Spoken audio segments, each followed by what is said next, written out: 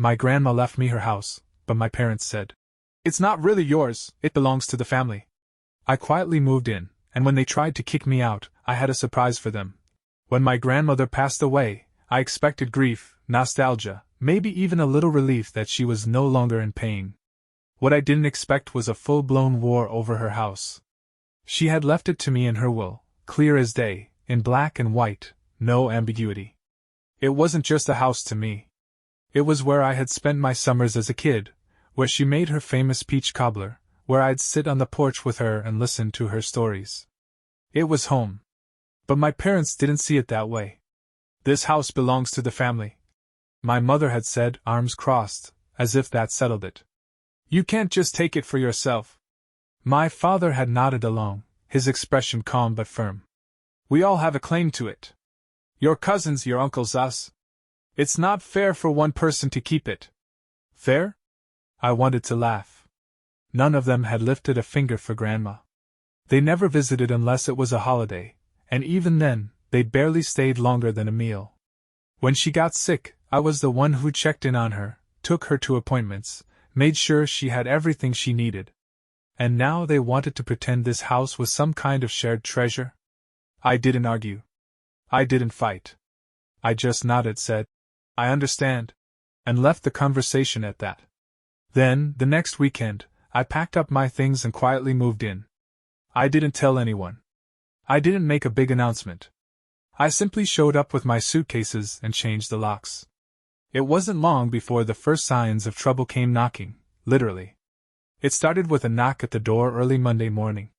I had barely settled in, boxes were still stacked in the living room, and the house smelled like fresh paint from the minor touch-ups I had done over the weekend. When I opened the door, my mother stood there, arms crossed, her lips pressed into a thin line. She didn't even bother with a greeting. "What do you think you're doing?" I leaned against the doorframe, pretending not to know what she meant. "Living in my house," she scoffed, stepping forward like she expected me to move aside. I didn't. "This isn't just your house, Ryan. This is the family's house. You can't just move in without discussing it with everyone." I kept my voice calm. "We did discuss it. The lawyer read the will. Grandma left it to me." Her jaw clenched, but she tried a different approach. "We're not trying to take it from you. But it wouldn't be right for you to keep it all to yourself. We were thinking, maybe you could just live here temporarily. Then we could decide, as a family, what to do with it." I knew exactly what that meant. They wanted to decide. They wanted to either sell it, and split the money, or turn it into some kind of shared vacation home that I'd inevitably be responsible for maintaining. So I shut that down immediately. "No," I said simply.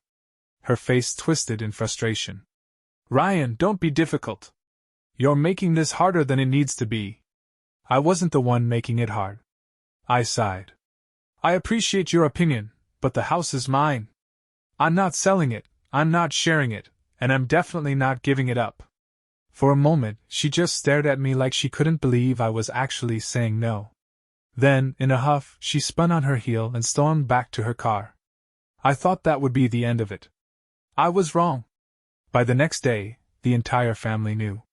That's when things really started to escalate. By Tuesday afternoon, my phone was blowing up. Texts, missed calls, even a few messages from relatives I hadn't spoken to in years. Apparently, my mother had wasted no time spreading the news that I had selfishly taken over Grandma's house and was refusing to do the right thing. "Aunt Linda, Ryan, I heard about the house. I think you should reconsider. Your parents have always done so much for you. Cousin Jake, dude, come on. This house means a lot to all of us. You can't just keep it for yourself. Uncle Rick, we need to have a family discussion about this. Call me." I ignored most of them. But then my dad called. Unlike my mom, he didn't waste time with passive-aggressive comments or emotional manipulation. He got straight to the point. "You're being unreasonable." I sighed. "Dad, the house was left to me. Legally. It's mine. That doesn't mean you have to be selfish about it." "Selfish?" I nearly laughed. Where was everyone when Grandma needed help? Where were all these people when she was alone, when she needed someone to drive her to doctor's appointments? They never cared about this house until now. He was quiet for a second, then exhaled sharply. That's not the point. We're family, Ryan.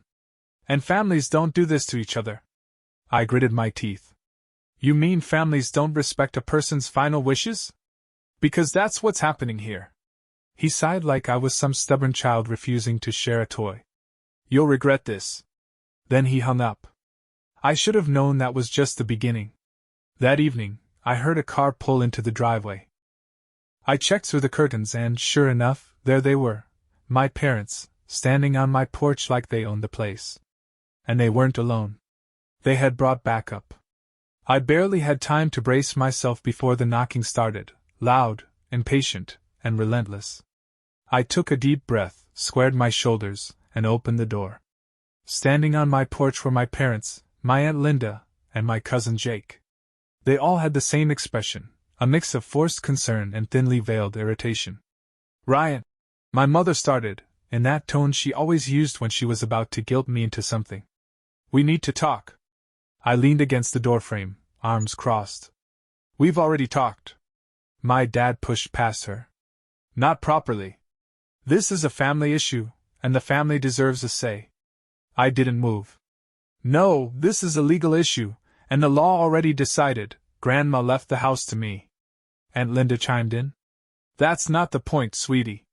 The house has been in the family for generations. It wouldn't be right for just one person to keep it. I nearly laughed. That's funny, because none of you had any interest in it while Grandma was still alive. Jake scoffed. Dude, that's not fair. We all loved Grandma. Sure, I said. Loved her enough to show up for Thanksgiving, maybe Christmas. But not enough to check on her when she was sick.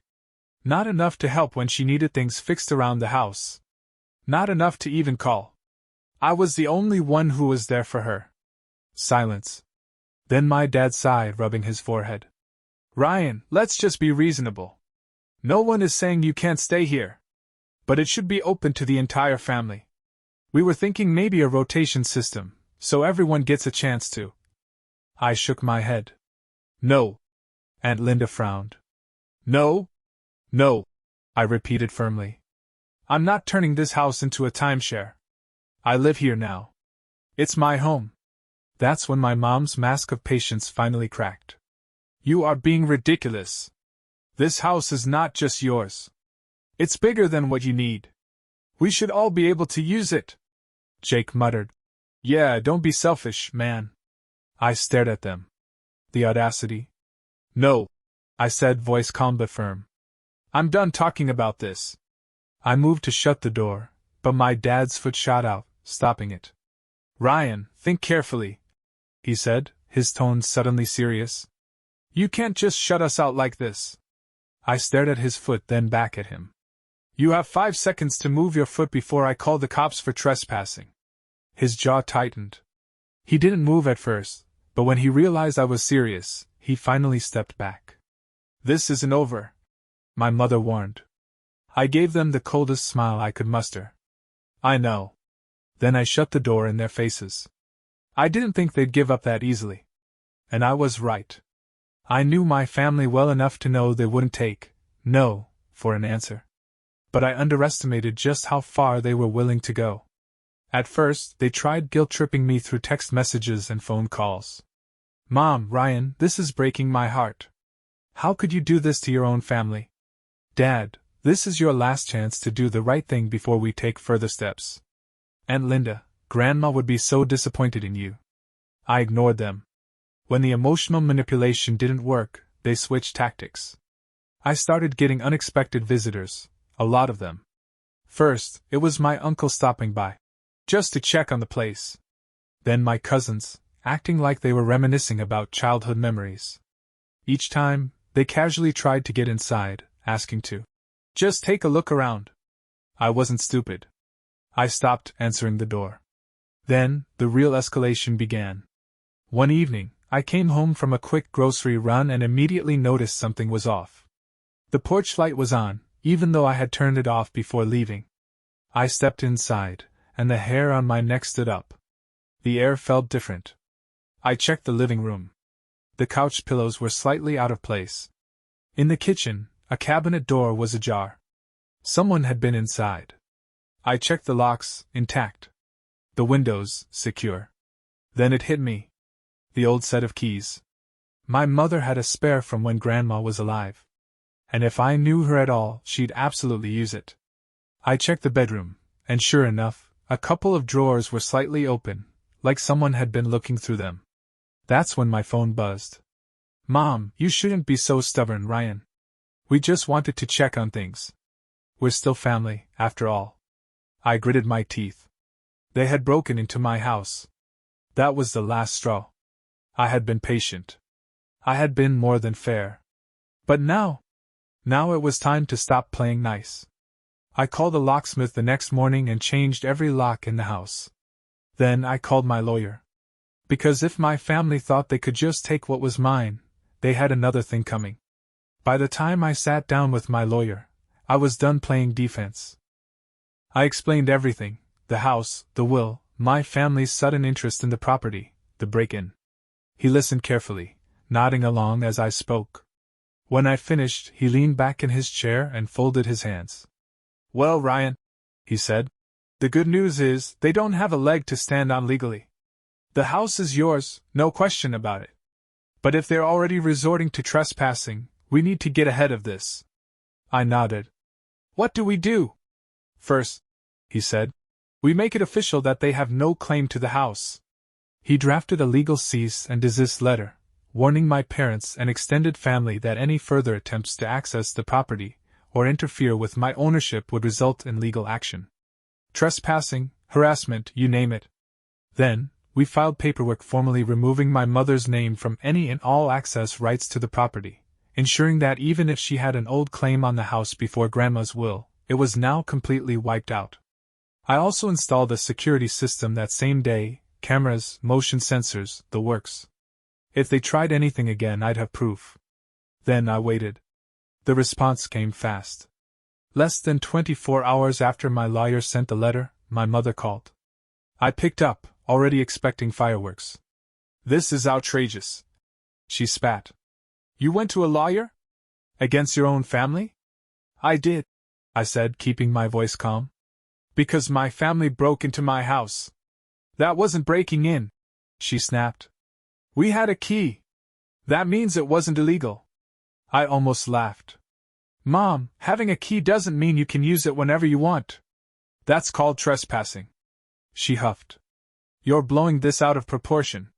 All we want is to make sure the house stays in the family. I exhaled. And I am family. It's staying with me. We'll see about that, she snapped. And then she hung up. I stared at my phone, shaking my head. Because I knew exactly what that meant. They were planning their next move. I didn't have to wait long to find out what my parents were planning. 2 days after my mom's angry phone call, I got a letter in the mail. It was from a family lawyer, not mine, but one my parents had apparently hired. The letter claimed that since the house had been in the family for decades, my relatives had a rightful claim to it. It suggested that I should consider selling the property and fairly dividing the proceeds among family members. I almost laughed. They weren't even pretending to care about the house anymore. They just wanted the money. The best part? They didn't even try to sue me, because they knew they'd lose. Instead, they were trying to scare me into giving it up voluntarily. I wasn't about to let that happen. So, I made a call to my lawyer. After I read him the letter, he actually chuckled. They're bluffing, he said. They have zero legal grounds to claim the house. But if they want to push this, we can hit back harder. That's when he suggested something I hadn't even thought of yet. I could legally restrict them from even stepping foot on the property. If they keep this up, he said, we can file a formal restraining order against trespassing. That'll keep them off your lawn, off your porch, completely out of your life. It was a nuclear option, but after everything they had done, I wasn't feeling generous. Let's do it, I said. He got to work immediately. A week later, my parents received their own legal notice, this time from my lawyer. It was a formal trespassing warning, making it crystal clear that if they stepped onto my property again, I would have the legal right to call the police. If they kept pushing? We'd take the next step and get a restraining order. I waited for the explosion. It didn't take long. My dad showed up the next day. And he wasn't alone. I had just finished setting up the last of the security cameras when I heard loud knocking at the front door. Not the polite kind. The angry, open the door right now kind. I already knew who it was. I took my time walking to the door, checking my phone first. The security cameras had already done their job. I had a full view of my parents standing on my porch. But they weren't alone. Standing behind them were my Uncle Rick, Aunt Linda, and my cousin Jake, the same people who had tried to guilt me into handing over the house. They had brought a family mob to intimidate me. I opened the door but didn't step aside. My dad was the first to speak. "Ryan, enough of this nonsense. You're taking this way too far." I leaned against the doorframe, arms crossed. "Taking it too far? You people broke into my house, tried to steal it from me, and now you're harassing me because I won't give you what you want." I let out a short laugh. "If anything, I should have called the police already." My mother scoffed. "We're your family, Ryan. You can't treat us like criminals." I arched an eyebrow. "Funny, because breaking and entering is exactly what criminals do." Uncle Rick stepped forward, trying to play the reasonable one. "Listen, kid. You're young. You don't need this big old house to yourself. Why not do the smart thing, sell it, and walk away with a nice chunk of money? That way, everyone wins." I stared at him. Everyone except Grandma, whose final wishes you all conveniently ignored. That actually shut him up for a second. But Jake, ever the loudmouth, chimed in next. "This is selfish, man," he muttered, shaking his head. "You're hoarding something that belongs to all of us. You think this is going to end well for you?" I tilted my head. "Is that a threat, Jake?" His eyes flickered, and he backtracked. "I'm just saying, man, you don't want to make enemies out of your own family." I smiled coldly. "Too late. You already did that when you tried to steal from me." My father took a deep breath, visibly trying to hold back his temper. "Ryan, this is your last chance to be reasonable. Either you work with us or what?" I cut him off. A tense silence fell over the porch. I let my words sink in before continuing, keeping my voice calm but firm. "Let me make this clear. You have zero claim to this house. The law is on my side. If you step on this property again, I will call the police. If you try anything else, I will sue you for harassment. And if you keep pushing, you're going to lose everything." I stepped back and tilted my phone slightly, revealing that I had been recording the entire conversation. Their faces dropped. "Oh, and by the way," I added, "I already sent copies of the security footage and legal notices to my lawyer. So if any of you even think about pulling another stunt like breaking in again, we won't just be talking about a civil case.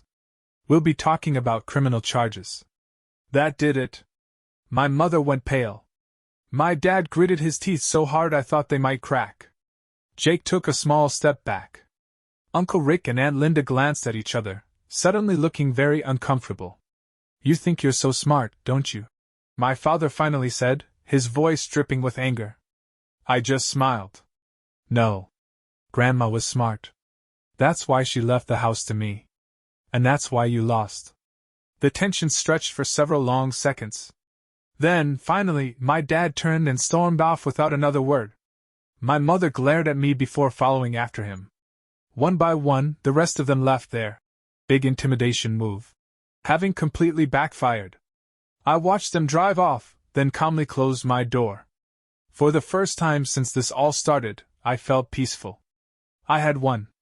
But I had one last move to make sure they never pulled this stunt again. Even though they had left, I knew my family wasn't done scheming. If I wanted this to truly be over, I needed to make sure they could never try something like this again. The next morning, I met with my lawyer one last time. "I want to put the house in a trust," I told him. "Make it legally impossible for them to touch it." He nodded. Smart move. By the end of the week, the paperwork was finalized. The house was now protected. Even if something happened to me, my family would never get their hands on it. And for good measure, I also officially banned them from the property. That evening, I sent one final text to the family group chat. The house is legally locked down.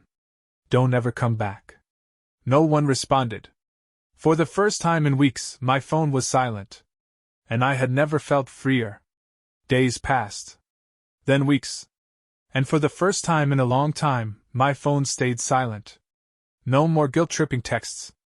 No more unannounced visits. It seemed like my family had finally gotten the message.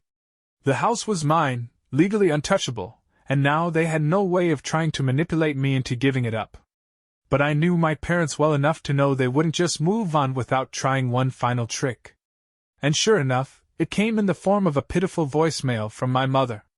Ryan, we've been thinking, and maybe we should talk. We don't want things to be like this. We're still family, after all.